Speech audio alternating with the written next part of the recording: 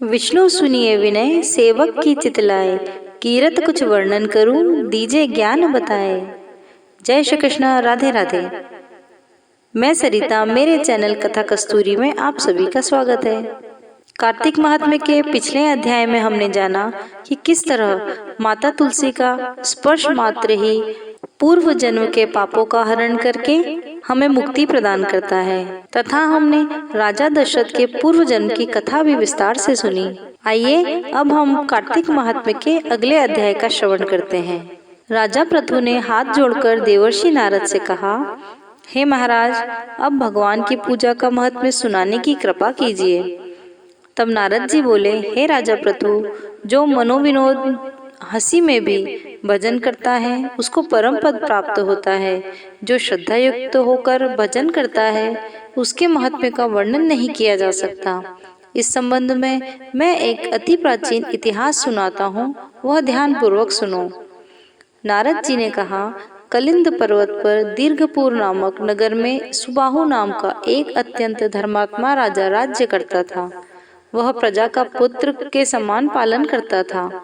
उसके धूम्रकेश नाम का एक पुत्र था जो अत्यंत दुराचारी, पर स्त्रीगामी, चोर तथा जुआरी था। पुत्र के दुराचरणों को देखकर राजा सुबाहु ने उसे अनेक बार ताड़नाएं दी, परंतु वह किसी प्रकार नहीं माना। एक दिन खेलते हुए उसकी गेंद छोटी रानी के महल में जा गिरी। जब वह गेंद लेने के लिए महल में गया तो उसकी विमाता छोटी रानी उस पर मोहित हो गई और उन दोनों ने कामांध होकर भोग विलास किया। जब राजा को इस बात का पता चला तो राजा ने धूम्रकेश को प्राण दंड तो नहीं दिया, परंतु उसे अपने राज्य से बाहर निकाल दिया। अब राजकुमार वन में रहकर प्रतिदिन मांस मदिरा खाता तथा रात्रि को वैश्याओं के यहाँ गमन करता। चोरी आदि करके जो भी धन वह प्राप्त करता सब वैश्याओं को दे देता। इस प्रकार अनेक वर्ष व्यतीत हो गए। एक समय वह भटकते हुए वृंदावन में पहुंच गया।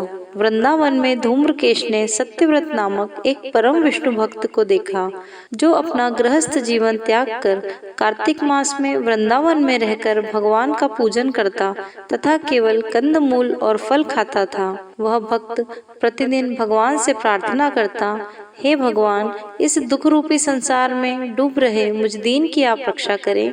मैं राधा जी सहित आपको बारंबार नमस्कार करता हूँ। प्रेम मग्न होकर वह कभी कभी रोने लगता, कभी गाने और कभी नाचने लगता था। धूम्रकेश ने उस भक्त की जब ये क्रियाएं देखी तो रात्रि को वैश्या के घर आकर मिट्टी की एक मूर्ति बनाई और वैसे ही सब कृत्य किए जिस तरह वह ब्राह्मण कर रहा था, और अंत में स्तुति करके वैश्या के घर में ही सो गया। देवयोग से राजा के दूत भी उसी समय वहां आ गए और उनके हाथ से धूम्रकेश मारा गया। यमदूत उसको महापापी समझकर मारते हुए पकड़कर यमराज के समक्ष ले गए। धूम्रकेश को देखते ही यमराज अपने सिंहासन से उठ खड़े हुए और पाद्य अर्घ्य आदि देकर उसका सत्कार किया। फिर अपने दूतों को फटकारते हुए कहा, तुमको धिक्कार है।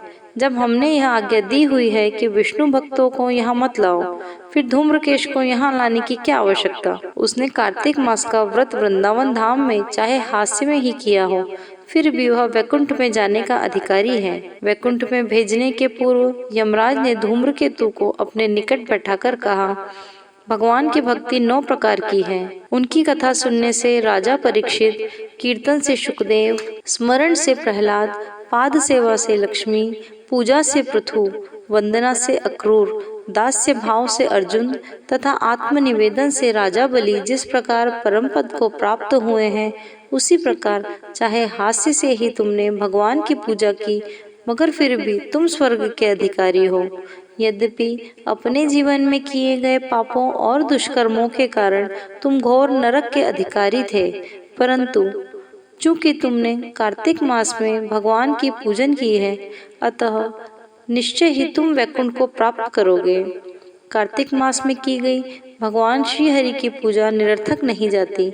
जहाँ पर भगवान शालिग्राम है, वहीं पर गंडकी नदी तथा अन्य तीर्थ हैं।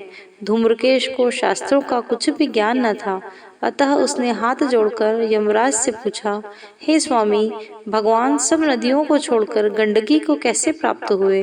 कृपा करके आप मुझे यह बताएं। यमराज ने कहा, किसी समय वेदशिरा नामक ऋषि सब लोगों के हित की कामना से गंगा जी के तट पर तपस्या कर रहे थे। उनके इस घोर तप से भयभीत होकर इंद्र ने ऋषि की तपस्या भंग करने के लिए मंजू घोषा नाम की अप्सरा को भेजा। मंजू घोषा उस रमणीक स्थान में क्रीड़ा करती हुई अपने रूप और यौवन का प्रदर्शन करके भाव भंगिमा दिखाने लगी। फिर उसी स्थिति में उसने मुनि के चरणों का स्पर्श किया। उनके रोम खड़े हो गए। तत्पश्चात मुनि को अपने वशीभूत जान मंजू घोषा ने अपनी दोनों भुजाएं उनके गले में डाल दी। तब क्रोधित होकर मुनि ने श्राप दिया कि तुम मुझे इस संसार सागर में डालने को उद्यत हुई हो, इसीलिए नदी बन जाओ। मुनि का शाप सुनकर मंजू घोषा रोने लगी और बिलखने लगी। उसने प्रार्थना करते हुए मुनि से कहा, हे मुने, मैं श्राप के योग्य नहीं हूँ, आप मुझे क्षमा करें।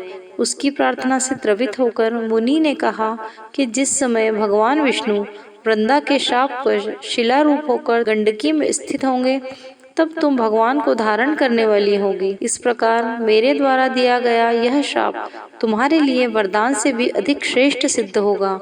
अंत में यमराज ने कहा, हे राजकुमार, अब तुम विष्णु लोक को जाओ। तब धूम्रकेश सुंदर वाहन में बैठकर वैकुंठ लोक को चला गया और उसे वहां हरि चरणों में स्थान मिल गया। यह सब धूम्रकेश द्वारा कार्तिक मास में मात्र एक दिन पूजन अर्चना करने का परिणाम था। यह कहकर नारद जी ने अपनी वाणी को विराम दिया। अध्याय समाप्तम। नमस्ते सदा वत्सले मातृभूमे।